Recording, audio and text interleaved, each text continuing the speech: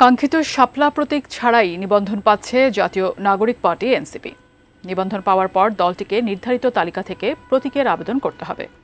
মঙ্গলবার দুপুরে আগারগাঁওয়ের নির্বাচন ভবনে এক ব্রিফিংয়ে ইসির সিনিয়র সচিব আখতার আহমেদ জানান, জাতীয় নির্বাচনকে সামনে রেখে 28 সেপ্টেম্বর থেকে শুরু হচ্ছে সংলাপ। আরও জানাচ্ছেন মাহফুজা মুসলেহি।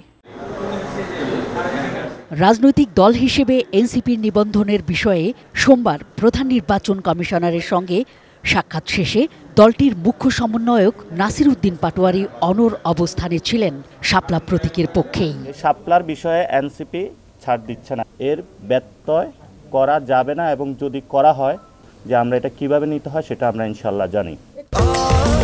স্বাস্থ্যকর অল টাইম ফ্যামিলি কেক, সব সময় অল টাইম হেলদি লাইফ। পরদিনই ইসি সচিব আখতার আহমেদ জানালেন, শাপলা প্রতীক পাচ্ছে না এনসিপি শাপলা প্রতীক পাচ্ছে না, কারণ হচ্ছে যে আমাদের 115টার যে শিডিউলটা করা হয়েছে সেখানে শাপলা প্রতীক নেই। নিয়মটা হচ্ছে যে প্রতীক যেটা আছে সে প্রতীকের ভিতর থেকে একটা নিতে হবে। সে প্রতীকে যদি শাপলা প্রতীক না থাকে তাহলে দেওয়ার সুযোগটা কোথায়?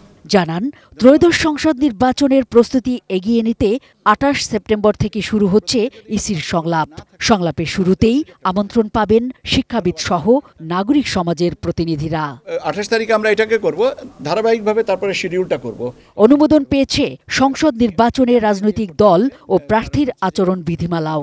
তবে গণপ্রতিনিধিত্ব আদেশের সংশোধন অনুমোদন পাওয়ার পরই করা হবে গেজেট। এ সময় দল নিবন্ধনের সিদ্ধান্ত শিগগিরই জানানো হবে বলেও জানান ইসি সচিব।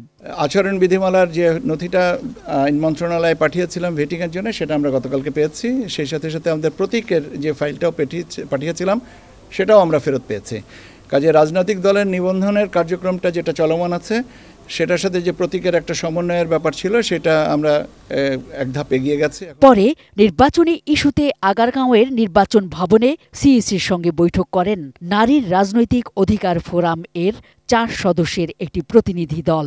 বৈঠক শেষে সাংবাদিকদের জানানো হয়, সংসদে নারীর সমান প্রতিনিধিত্ব চায় এই ফোরাম। যে সরাসরি নির্বাচনে যেই সাধারণ আসনে আমরা 33% নারী মনোনয়ন যাচ্ছি সকল পার্টির থেকে। আমরা কংক্রিট কিছু আউটকাম পেয়েছি বলা যায়।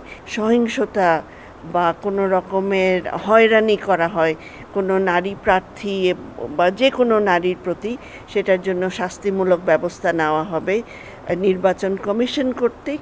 Mahfuza Muslehi, ATN news, Dhaka.